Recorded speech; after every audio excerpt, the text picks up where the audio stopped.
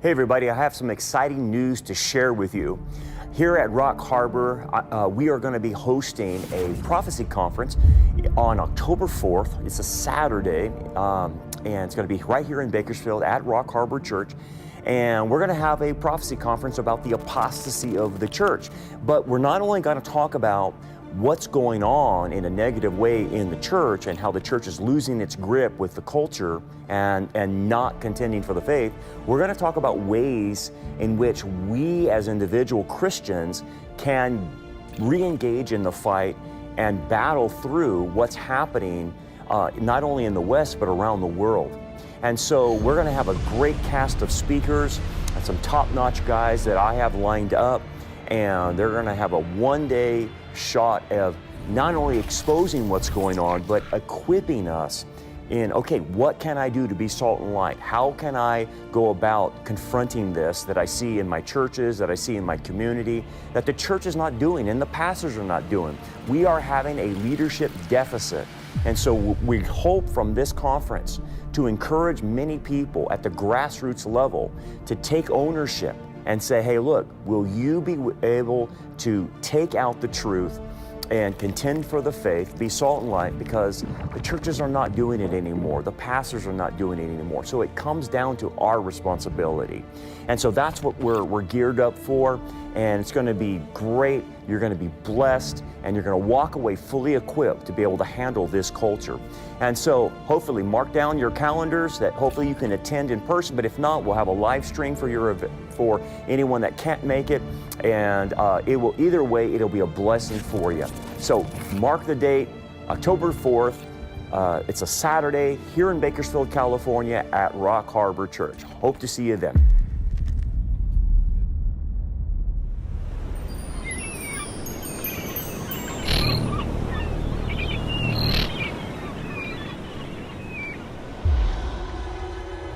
Okay, the first Hebraism I want to tackle tonight then, we'll hit several of them, is, did not your fathers do thus, and did not our God bring all this calamity on us? And that's in Nehemiah 13:18, referring to the Babylonian exile that they had just went through. The issue then becomes, it's a principle of what we call collective guilt. And it's not like the wokeism collective guilt to where you and I are guilty for something that happened 250 years ago. But it's a collective guilt if the generations keep repeating the same sin over and over again. And what their fathers had did is obviously in context had ignored the Sabbath, especially the Sabbath years. And there was a total of, I think, every Jubilee, every seventh year, you had to give a Sabbath rest for the land, and it ended up costing Israel 70 years, because that's how many years they had missed of not keeping a Sabbath year. So it ended up being a total of 490 years, and then 70 years out of that. So that's why the Babylonian exile was 70. So with the exile, this is what their fathers had did. This is what their ancestors did. They had repeatedly for 490 years not kept the seventh Sabbath year where you're supposed to give the land rest. So God forced them off for 70 years to give the land rest.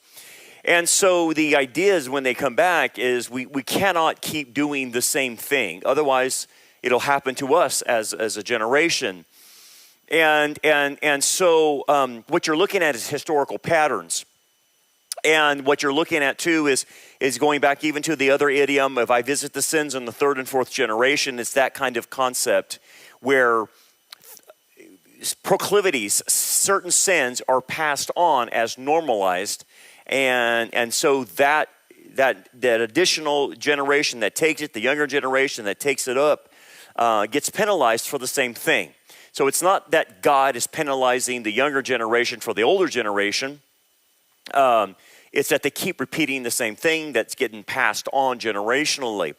And that's what the passage in Nehemiah means. And the idea then, it comes to a very, very applicable thing for all of us. And I deal with this a lot in counseling is, you have to be the first person in your family to break the cycle of what's going on in your family. Like I've mentioned before, we have good things that our families pass on to us. Sometimes they're very godly things, but then you look in our families and a lot of times there's bad stuff that's being passed through. There's idols that are being passed through. There's ways of managing life that are passed on, and a lot of those things are destructive. A lot of those things are not correct. And look, if you don't see it, number one, if you don't identify it, you can't stop it. And a lot of people, I hate to say this, become blind to their own family. They start idolizing their parents, they idolize their family, and they put their family in a position of God rather than God being on that position. And they idolize their family, and especially their parents. And the Bible wants you to see it wants you to see people in the proper light.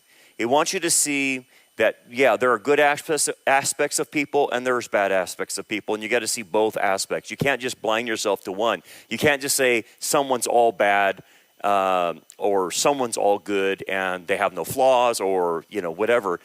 You can't do that. You have to see them holistically, as the Bible would see them. Someone's made in the image of God, but also is a sinner. So what ends up happening a lot of times is people idolize their parents so bad because they want their parents to fit into the ideal structure of what their parents should have been. And look, I deal with a lot of people in counseling that, we're talking about people whose fathers or mothers were horrible, horrible people, horrible, and yet they idolize them. And it seems bizarre when you first encounter that, but it's the person trying to fit their parent in an image that they don't belong in, and they idolize them. I've talked to women that have been repeatedly molested for all their junior high and high school years by their father, and they still idolize their father. Now, you would think, well, that doesn't seem rational. That doesn't seem like that's insane. Yeah, I know, but when you idolize somebody, you put them in that category, and you have a wish hope that that's what they would be or could be or whatever, then you will go blind to them even molesting you.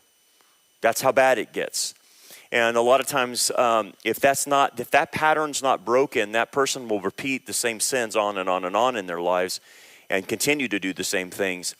So, that's one of the things, is to see your family objectively and see your friendships objectively, see yourself objectively. And that's what the Bible wants you to do. It wants you to get into reality. So then when you do get into reality, and this is what Nehemiah is saying, is, look, man, we've just paid the price for 70 years being stuck in Babylon because of what our ancestors did. And we're not doing this anymore. We're going to break the cycle.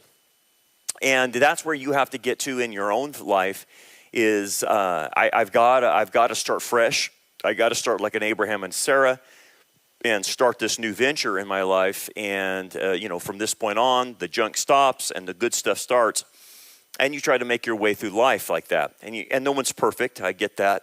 But you at least have to start. You at least have to see the cycle and in order to break it.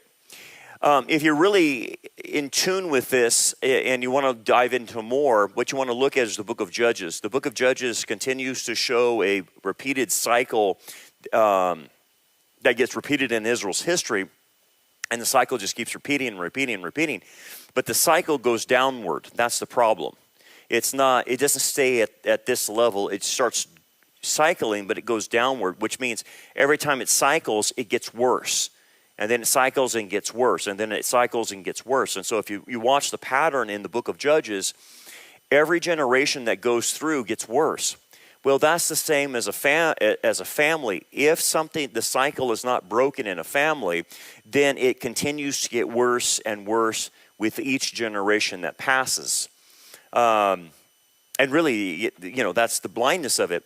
So you'll hear the charismatics, and they use the term, generational sins. And there's some truth to that. It's not so much how the charismatics look at it, but there is generational sins that get passed on. And And it's just repeating patterns. That's all it is. It's associations and patterns that the person just keeps doing, and they don't recognize it. That being the case, then in order to break it, you have to identify it, and then after you identify it, then you have to replace the pattern with the biblical pattern. So you just can't just stop doing it and not do anything. You have to replace the pattern. That's what ends up being a problem. And then the other problem is that there's a reward attached to the pattern, typically. So like in a family, I'll give you an example, like the family will reward the person for acting in this family standard. You know, if whatever the family standard is, if they do it, then they get the pat on the back, they get the approval and affirmation from mom and dad or grandma and grandpa or whoever, and that affirms that situation, and that becomes the reward. And that's what keeps them in the game. That's what keeps them doing it, because they get accepted in their family. And that's a hard pattern to break. So that's why if they won't see their family objectively, then they won't stop getting the reward from it. And the reward is like the gasoline that keeps the lie going in them. And so that has to stop. And they have to stop getting a reward for that. But you can't just leave the person, when you're counseling the person, you just can't leave the person with nothing. You have to replace it. So it's the principle of take and replace. So if I take something away that thought pattern, that behavior structure is bad, I then have to come back and replace it with the proper behavior structure and proper thinking. So it's the principle of take and replacing. And this is what we would call renewing your mind. I'm going to take something and that's wrong and replace it with that which is right, and create a new thought pattern and a new neural pathway in my brain, so I can think differently. And it's sometimes hard, because the minute you stop doing the family pattern, you get rejected.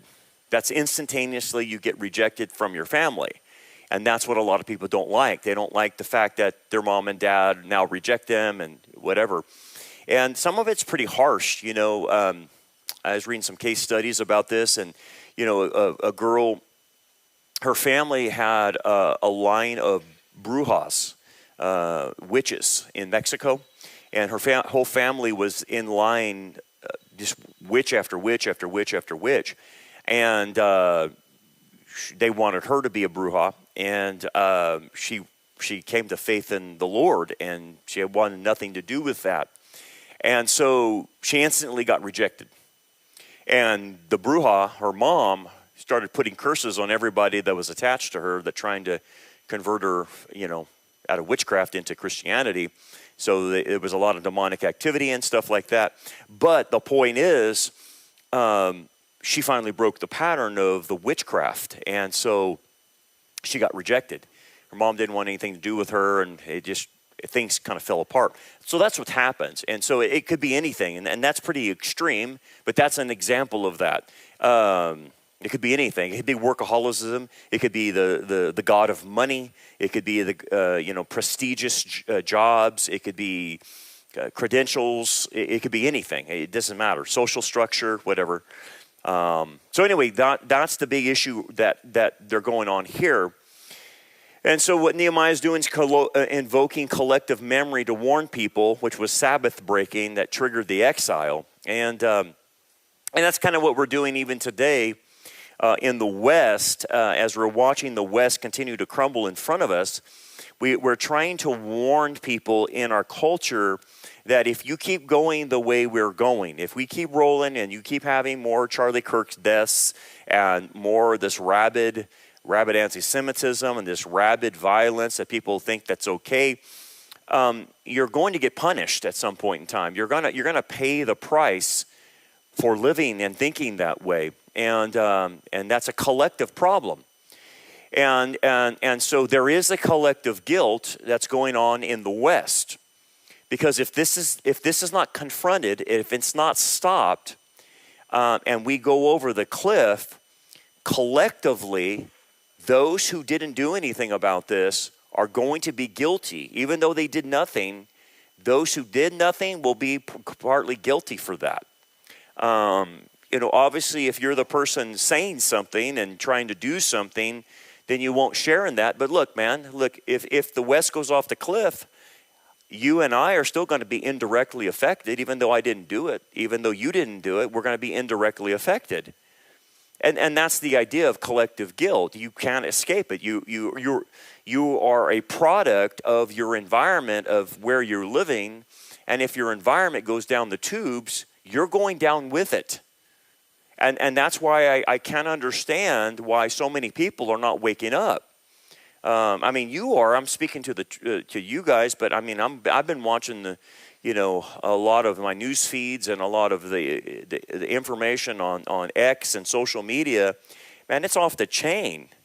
And just what I saw on Sunday after we talked about Charlie Kirk, dude, the majority of churches here in town, they didn't talk about it, anything. They didn't say boo. Didn't say nothing, not even a prayer.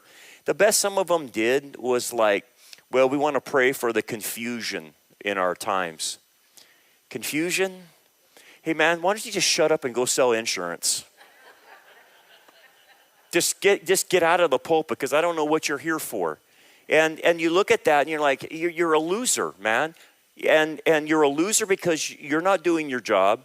You're the same guy that shut down their church for a year and took money from the government. You're the same guy that doesn't say anything about the anti-Semitism raging through our culture. You're the same guy that doesn't talk about Israel. You're the same guy that pushed the vaccine. Who are you? And so the problem is the church in general is going to pay a collective guilt price for what's happening in the West, because the church is responsible for the morality and the thought patterns that go on in our society. Now, again, God separates the righteous and the unrighteous. He separates the wheat and the chaff, and he knows how to do that. So I'm not trying to scare you or anything like that, because you're the ones that are fighting against this. You're the ones pushing the narrative of truth. But we will secondarily be affected. Not in a primary way, but in a secondary way. And God will spare us whatever he needs to spare us of. But I want you to think through this. Did Daniel and Shadrach, Meshach, and Abednego get taken in the exile? Yes, they were not spared. So the collective guilt even went on Daniel, Shadrach, and Meshach, and Abednego. It went on them.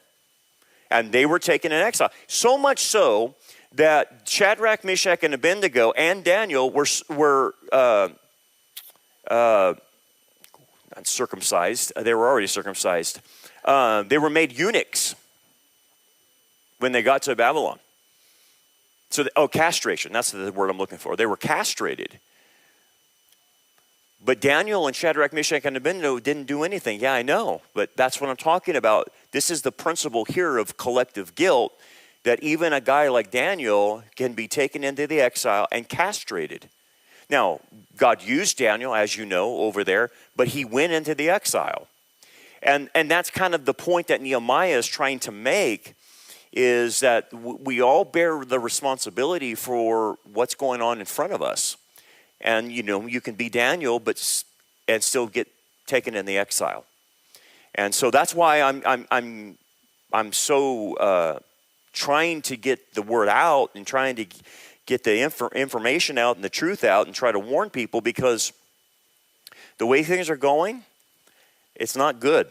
It's not good at all. I'm hoping that a lot of people will rally around, what they saw with Charlie and step up to the plate, and maybe that will happen. I hope, and I think some people are doing it. But look, man, when you look on Sunday morning on the churches here in town and they didn't do anything, I can tell you that. I can tell you already where it's going on that.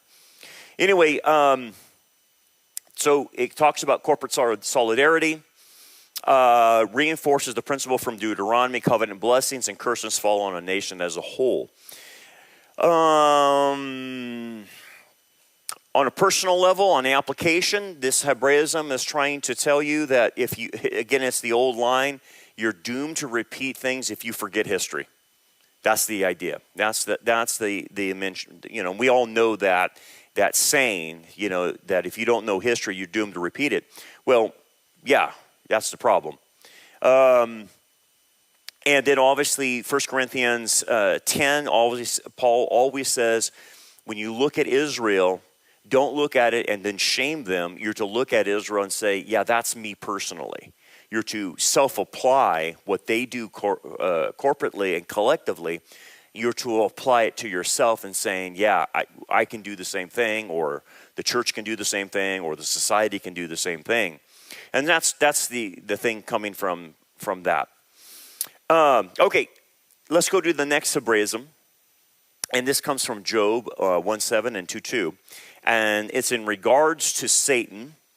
And obviously Satan has the ability to come before God.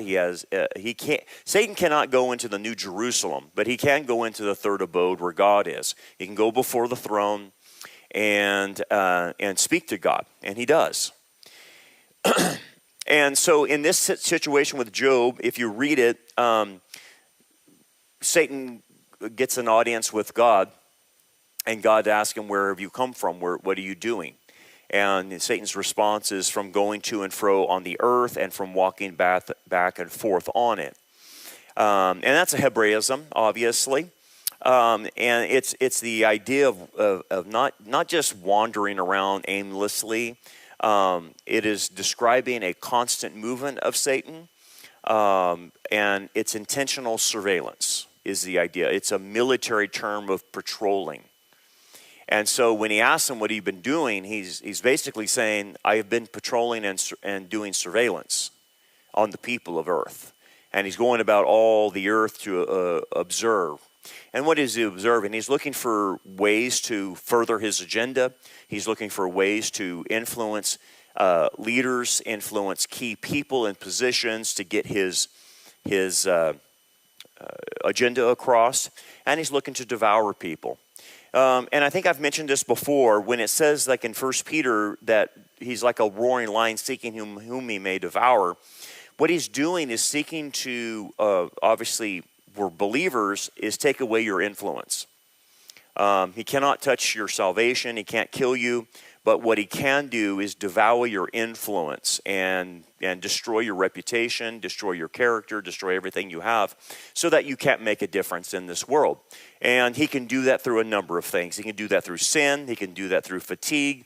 He can do that through health. He can do anything he wants. He can bring destruction upon you and see if that will take everything away from you. And that's the idea. So, and again, you're probably, when you look at that, Peter is not referring that Satan's probably going to go one-on-one with you. He's just going to use one of his minions on you. He is probably busy with world leaders and going behind the George Soroses of the world and dealing with these guys that are billionaires and influencing them. He's not going to spend his time on someone like you or me, but who he will send is someone of his minions, lower ranked, either fallen angel or demon, to harass you personally, and they're assigned to you. And so what they're doing is observing the same thing. So roaming to and forth on the earth is another term for satanic activity. Okay, and of course, satanic activity is surveillance. What are these people doing? How can we tempt them? How can we take them down? And how can we take away their influence? So you're being monitored. It's a military term. And so he's monitoring, and we don't know how many of them there are.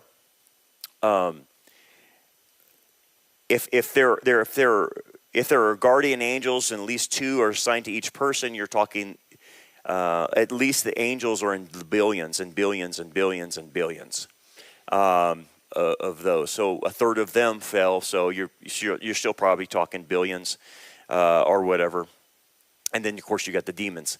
So they're assigned to you, and they're walking to and fro what they can do to take away your influence. That's the idea of spiritual warfare, and so. He's seeking opportunities to take advantage of you. He's seeking ways to hinder you. And I say he, I'm talking about the familiar spirits with you, of what can they do to stop you from what you're doing. That's it, And One of the things is to make you too busy to serve. That's one of the things. The other thing is to make you so fatigued that you won't do anything. And that means that you're living with no margin. When you're so fatigued that you don't have time to do anything, that means that he's got you. And so we use a term busianity rather than Christianity. And someone's that busy that they don't have time for doing anything. You've been trapped. You've been trapped. You don't realize it. Like tomorrow, I'm talking at Iron Sharpens Iron, and one of the points I'm making is that if your life doesn't have any margin for good works, which have been prepared beforehand by God to do these good works, if your life doesn't have the ability to do those good works, there's something wrong with your life. There's something wrong with the way you're structuring your life. You don't have any margin. So he'll do that. Of course, he can make you sin. He can tempt you. But really, if he can't get that, he'll just make you busy, tired, or then he starts affecting your health. And sometimes, our health is just a symptom of the fall, and probably most likely it is. But sometimes our health is directly tied to oppression, and he can do that. And if it is oppression, then if you pray and seek help and seek counsel and seek prayers from the pastors or whatever, that can break that eventually. And then something just lifts and it just goes away. That's not, the majority. It's usually the rarity. But it is an issue because when we looked at Job, when you saw that passage, what does he do? He inflicts physical harm on Job. He does that. He can do that, and they can do that. They know exactly how we're made, and all they have to have is permission, and they can touch our bodies. They can't kill us, but if God allows them to touch our body, then they can, and they know how to push buttons. So that can happen. It's not all the time, but it's true. It does happen. But prayer is your answer for that, because you hear these case studies, and I've seen many case studies where people go to the doctor and the doctor can't figure out why they're having pain. The doctor can't figure out that, and eventually the doctor starts thinking that the person's making it up. And when they can't figure out where the pain's coming from or why the pain's happening, it's like a clean bill of health, and yet the person's saying, I'm in excruciating pain. It's sometimes spiritual. Again, so that you don't want to just think everything that happens is that. But again, you have to put that in part of the equation. Let's see. Application. It's a warning that spiritual warfare is constant. He never sleeps. And so therefore you have to be vigilant all the time, obviously. And so this is going on. Let's continue in Job. And this is where his wife, after Satan attacks him, and he's full of sores, and he's lost his family, he's lost everything, and he's lost his health because Satan has attacked his body. His wife says, curse God and die. And it's not really an encouraging thing for her to say. There's something wrong with her, apparently, spiritually, for her to say that. I don't know, what kind of couple would say that, but she does. And really, literally, the word means bless God and die. And it's a negative. But what happens is in the Hebrew speech, barak means bless, and they will sometimes substitute that in for curse to avoid saying curse God. And so in this case, they're using the word bless, but it means curse God and die. What she's meaning is she's not saying to disbelieve God. That's not the issue here. She's wanting to turn away from God and just get out of relationship with him, get out of fellowship with him. Well, like we say, if you're a believer, you can never lose your salvation. So this is not a salvation passage. She's not saying that. She's actually telling him to apostatize is what she's telling him. And apostasy is walking away from the faith. It doesn't mean the person doesn't believe in God. It doesn't mean they're not saved. It just means that they're giving up on their faith and accepting the despair and the death. And that's what a lot of people do. They walk away from their faith and they give in to despair. Despair is the biblical name for depression. And I'm not saying that all depression is just simply despair, because depression can be clinical, no doubt about that. But many people actually cause themselves despair because they don't focus in on the right things. They focus in on the negative, and they're highly neurotic. And if a person's highly neurotic, they always think in negative terms.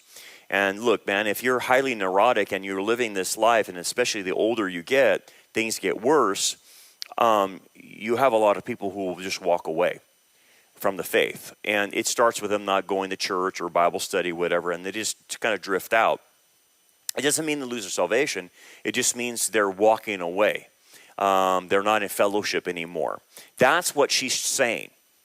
That's what she's saying. She's saying, look, you know what? It doesn't pay to serve God. If this is the way it all goes and we lose everything, you've lost your health, and this is what it means, then there's no point in serving him. Let's just walk away. That's the idea. And so, in essence, she sees no purpose in being loyal to God anymore. And I get that. I mean, if you talk to people who have been through a lot of tragedy, and they haven't embraced it properly, they're not suffering well, they're very mad at God. They're very mad at God for the way things have went. And again, they're framing everything wrong. They're not seeing things properly. But this is the number one way people walk away from God and apostatize. It's not theology. It's not a theological decision. It's a suffering decision, typically. And they just cannot believe that God allowed them to go through this, or that someone died, or someone was taken away from them. They lost their job. They cannot believe God would allow that. And even though you tell them, hey, it's about free will, and this is why we live in this world, because of free will, it doesn't help them. It doesn't help them, because they intently believe that God should intervene and stop free will. Well, if you're thinking like that in those terms, which is not in reality, and you think that God should stop anyone that pulls a gun and turns the bullets into bubbles, or stops any theft, or anything like that, then that reality doesn't work, because then that would mean God would infringe on the free will of even the perpetrators, and he doesn't do that. He doesn't do that. That's just not the way our world is designed. It can't be and allow free will if God is intervening all the time in the affairs of men. And again, I'm not saying he's a deist or anything like that God doesn't get into the affairs of men, but there's a conservation of miracles with God, because if he intervenes too much, it starts messing with our free will, and he refuses to do that. He refuses to get involved in that. But again, you can know that intellectually, but then when something happens to you, we don't know how we're going to react, and then that's what happens. People start blaming God, and they turn into Job's wife. I understand it. I understand it. I understand where they're coming from. It's not correct thinking, but I understand the emotions. So she wants him just to walk away, and instead of clinging to God, instead of having faith in him and trusting him for all that's happening, she just wants him to walk away, because she's already there. She's already walked away. That's the idea. The reason she says that is because her heart's already there. So the idea then it comes to the biblical principle of persevering through trials. That's it. That's the idea, is you're called to persevere through trials. Now, perseverance is not a guarantee. Perseverance is a desire of God that you would persevere to the end, but it is not a guarantee. So I don't want you to think in Calvinistic terms that only believers will persevere. Not all believers persevere. They don't always persevere to the end. Ananias and Sapphira didn't. Neither did the Corinth church, and many believers that I know didn't persevere, and they died. Doesn't mean they're not believers. They just didn't persevere. They didn't suffer well. They don't like to suffer well. And so they ran from their trials. They shrunk back. They went into a mode of avoiding pain at all costs.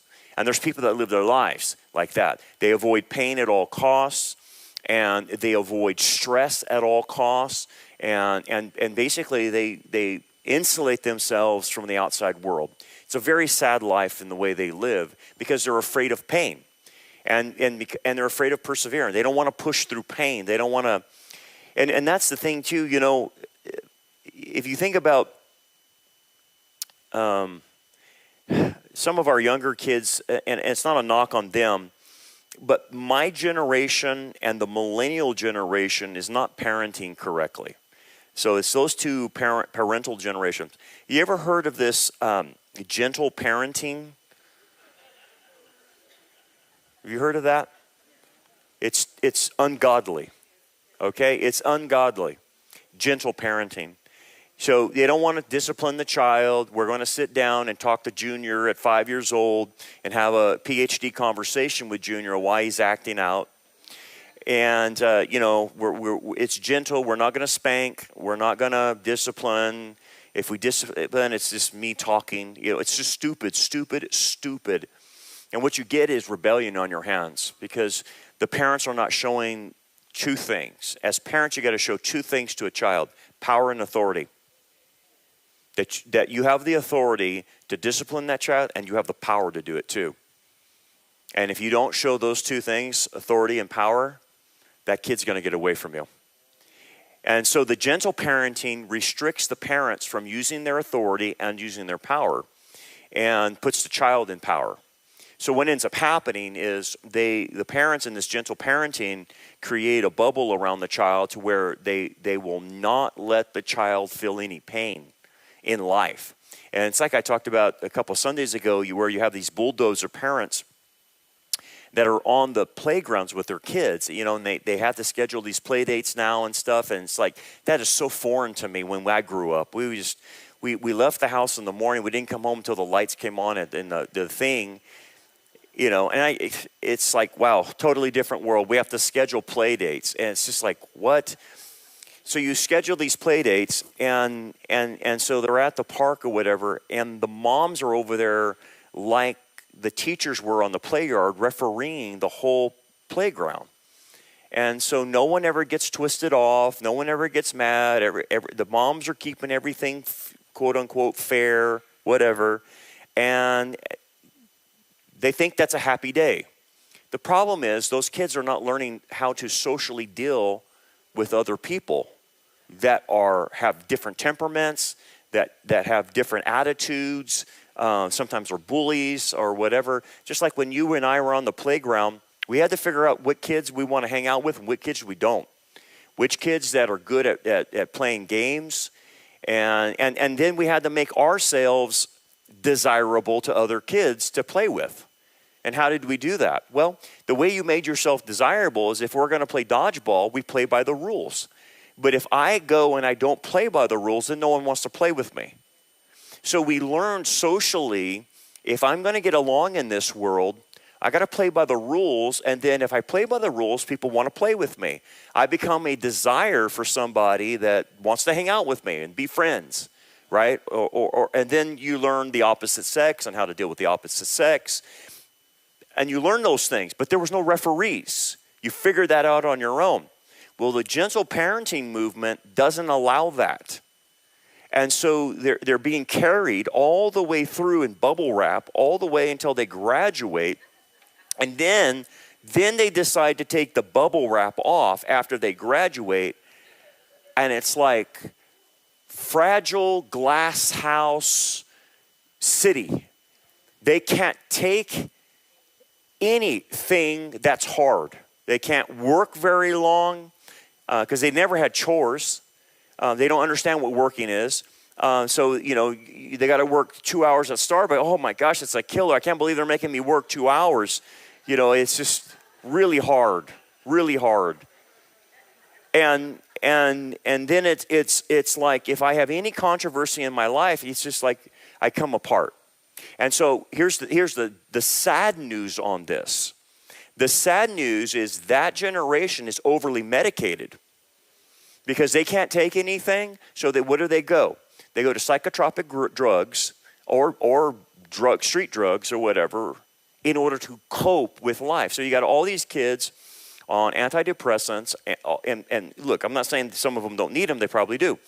But a lot of them, they just have went into the psychiatry world and they're just loaded up with medicine. So the millennials and the younger generation are becoming the most medicated psychologically we've ever seen in U.S. history because they can't cope with things. And really what it comes down to is they can't persevere.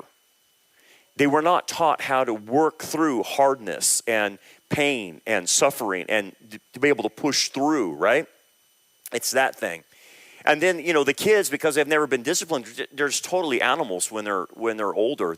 No one can control them. They just, they get it. They're an HR nightmare or their company's nightmare, right? Because it's just, you try to put boundaries on them, and they come from a home that mom and dad never put boundaries on them. And so they get into the workforce, and it's like they don't understand boundaries. It's just, they're impossible. Now, I'm not saying that everyone's like that, but my generation parented like that, and the millennials are parenting like that. And it's created this soft, non-perseverance type of individual. But when you're looking at the Bible, man, these people are hardcore. They are hardcore. Our Lord is hardcore. I mean, he didn't have a place to lay his head. He's traveling all over the place. He's walking wherever they goes. Barely had anything to eat. Very tough individuals, right? Being able to persevere through things. That's what Job is illustrating to us. Man, that guy persevered all the way, and he didn't curse God. He had his whole body messed up. He's literally dying almost, and he pushes through. So anyway, it's a good reminder for all of us about perseverance. Be able to confront pain and deal with it. Skin for skin, he says to God, and this is Satan's response. Have you considered my servant Job? And so Satan responds with a Hebraism, skin for skin. Yes, all that a man has, he will give for his life. And the word skin is really the word hide, like a hide of an animal, hide of a cow or something like that. So it's hide for hide is what he's trying to say. And so what Satan is trying to say to God is, look, what I have figured out about humans is this, that they're so shallow that they'll trade anything to save their own life. That's how shallow they are. They're afraid of death. And so that's what he's trying to say. So the fact is, yeah, you've taken his kids away, you've taken his property away, but I'm telling you, if you take his health away, that's when he'll curse you. That's when he'll come after you. And so that's what the idea, what he's trying to say. And so he is basically arguing, and he makes the argument about us, that Job's piety is all about just self-interest. The only reason he likes you, God, the only reason he goes to church, so to speak, the only reason he pays you any attention is because you have a hedge around him. It's because of all the good things you've given him.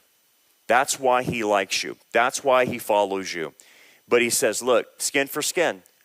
Take it all away and see what he does. He will trade anything for his life. I guarantee you that. Now, obviously, Job passed the test on that, right? You know the rest of the story on that.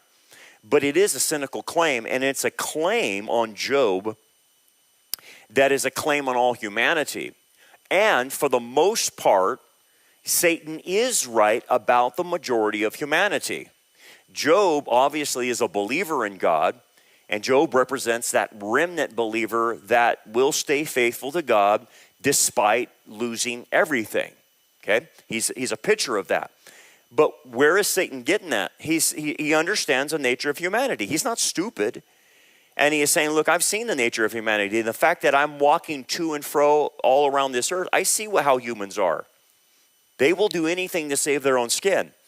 And you know what? If Satan was referring to not Job, but Gavin Newsom, you would say, yeah, you're totally right. Absolutely, that guy would do that. Or any of the other creeps that, George Soros or whatever. You would say, yeah, you're right about George Soros. He would trade anything for his own skin. Totally, I get that. So what God is trying to show is believers, true believers that are faithful to him are different. That's what he's shown with Job. This is not a picture of all humanity. Job is a picture of remnant believers who stay faithful and persevere to the end. That's what Job represents. And that's the point God's trying to make about humanity. Narrow is the path and broad is the road, right? You know that. So let's go to one more thing and then we'll finish this up. Behemoth and Leviathan. They're not necessarily like idioms that you wouldn't understand, but they have deeper meanings. And I guess you would consider it an idiom because of what they represent. And this is obviously in Job 40 and 41. God is talking to Job about, were you at creation, when I made all these things? And then he goes to the animals and he refers to two different creatures that God made, Behemoth and Leviathan. Look now at Behemoth, which I made along with you. He is the first of the ways of God. Only he who made him can bring near his sword. And then Leviathan, can you draw out Leviathan with a hook? No one is so fierce that he would dare stir him up. Who then is able to stand against me? He is king over all the children of pride. So what you're starting to see here with Behemoth and Leviathan, Behemoth represents this massive land animal creature that's very powerful that all humans were afraid of at the time.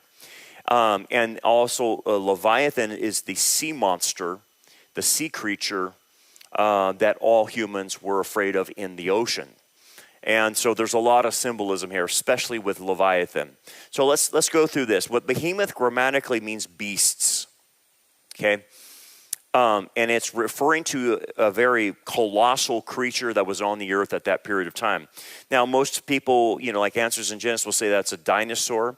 Maybe it is. And Leviathan is some type of a dinosaur sea monster, and maybe it is. It's also used elsewhere for chaos and dragon imagery for Leviathan. So when you look at the idiomatic sense of Behemoth and Leviathan, you have to look at it symbolically first, okay? Before we get to the literalness of it, you have to understand what the Hebrew is trying to say. In the Hebrew Near East mindset, these are symbols of untamable power and chaos. They're real, but they're symbolic of this chaos and power that no human on earth can master is the idea. But the only one that can master Behemoth and master Leviathan is God himself. And that's the idea that's coming out of this. And so again, Behemoth is the power on the land that no man can control, and Leviathan's the power in the sea that no man can control. And so it exposes basically the limits of man's control on creatures. So it's kind of a flipping of the logic. Like I said here, if Leviathan terrifies you or Behemoth terrifies you, then reverence for God should give you the same posture because he's bigger than them. He's more powerful than them. A couple things then, mythopoetic symbols. So it goes a little bit deeper here. So just hang on with me. There's more here than meets the eye. These are literary features that symbolize chaos. And we could say that maybe Behemoth is Brachiosaurus, maybe, if we wanted to say that. We can say Leviathan is Plesiosaurus, maybe. We're not sure. They're probably dinosaurs, more than likely. It's definitely not an alligator. It's not a hippo. It's not even a elephant, because it talks about Behemoth's tail being like a log type of thing, right? So it's basically the largest forces on planet Earth that man can't control. They're chaotic, but yet they bow to God is the idea. Okay, so therefore God's saying, trust me. When you look at Leviathan, then Leviathan has a lot more aspects to him. Job talks about ready to arouse Leviathan, talking about possibly this sea creature. But then you go into Psalm 74, and Leviathan takes on another aspect. God breaks the heads of Leviathan. Leviathan was supposedly had 7 heads, okay? And then in Psalm 104, there goes that Leviathan which you have made to play there. So to God, Leviathan is this powerful sea creature, but it's like a toy to God, right? And then Isaiah 27 then gives it an eschatological notion. And it says the Lord will slay Leviathan, the fleeing serpent. And this is where people start connecting Leviathan to Satan. And then Job 26, God stirs the seas, pierces the fleeing serpent. And it's also called Rahab as well. So all of a sudden you start looking at the cross references and you're like, wait, this takes on a bigger idea here. In Job, contextually, we're talking about power, we're talking about chaos. But then I go outside of it and it's talking about God breaking the heads of Leviathan, which seems reminiscent to me of Genesis 3:15. And then destroying Leviathan in the end times. So to me, it seems like a reference to Satan. So then let me go deeper, okay? So let's go then to Ugaritic sources, Canaanite sources. Let's go to Mesopotamian sources of what they thought about this creature, okay? So again, you're going into the Near East mindset to get this Hebraism out, okay? So what we have in Near Eastern mythology is that sea monsters regularly appeared as adversaries of the gods, okay? So in Canaanite texts from Ugaritic, describe Baal's victory over Lotan, who was closely related to Leviathan. It's probably the same thing, just different words, different names. And described Leviathan as this fleeing serpent and twisting serpent with 7 heads. If you go to Mesopotamian creation epic, you have Enuma Elish, who tells of Marduk's defeat of Tiamat, the chaos monster of the primordial waters. And Tiamat is probably the same as Leviathan, we're probably thinking. So it's not, these are common myths that are going on in the Near East. So these myths typically follow a pattern, and here's the pattern. Primordial chaos, represented by sea monsters, threatens cosmic order, but the storm god defeats the monster and establishes divine rule. Okay?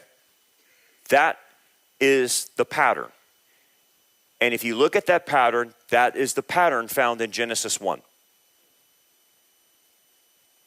Between Genesis 1 and 2, I told you guys this, you have all of a sudden God creating everything, and then all of a sudden in verse 2, you have chaos. You have the tohu and bohu that's going on. And they're like, wait a second, how did he create things? And all of a sudden, by verse 2, it's in complete chaos. And then out of the chaos, the tohu vavohu, he creates the order for Adam and Eve and for humans. So the Mesopotamian and Canaanite structures are the same pattern. Chaos with water, and then Leviathan is associated to the chaotic water. Then God destroys that and then creates out of that a divine order. And the divine order is found in Genesis 1. When you see the numbering of the days, that's the divine order. On this day does this, and it was good. But it comes out of the creation. The creation of our world comes out of the chaos. So I think you see the pattern. I think there's enough evidence to say, okay, these are corruptions of what they understood of creation, and obviously Moses put that in Genesis, and they are basically saying the same thing, even though it's corrupted with different names, Tiamat and Lotan. It's Satan. It was the fall of Satan that caused the chaos and the order and the darkness and the primordial waters. And again, who is Leviathan associated to? He's associated to water, which represents chaos and against divine order. And that's Leviathan, but that's also the primordial waters. It's the same thing. It's the same pattern. So the biblical authors drew on familiar mythological images, but transformed them to emphasize, obviously, what God did. And that's what Moses is using. He's using that pattern, the truth of it, and then in explaining this is what actually happened. It's the same thing with Genesis 6. If I go to Mesopotamian literature, if I go to other Near Eastern literature or wherever in the world about the divine beings coming down and creating hybrids, well, all I have to do is go to Genesis 6, and that tells me the truth of what happened there. But yet it's in all the mythologies. That's the idea. So unlike the pagan myths, which the gods struggled against chaos, the biblical writers show that God is in complete control of chaos and Leviathan from the very beginning, which would be Satan and the chaotic order, right? Therefore, Leviathan primarily represents the forces of chaos, Satan, that oppose God's ordered creation. Okay? So in ancient cosmology, the sea represented the realm of chaos and death. Well, that's true, because to the Jews, the oceans represented chaos and death and uninhabitable places. The Jews do not like water in the ancient world. You can't live there. We can't breathe there. It's not made for us. And it represents the judgments of Noah's flood. That's what water represents. And it represented many times the opening into the underworld. Because if Leviathan, that's where Leviathan is, then that's where the opening to the underworld goes. So it's, that's why the oceans are connected to Satan. Oh, by the way, where does the Antichrist come from?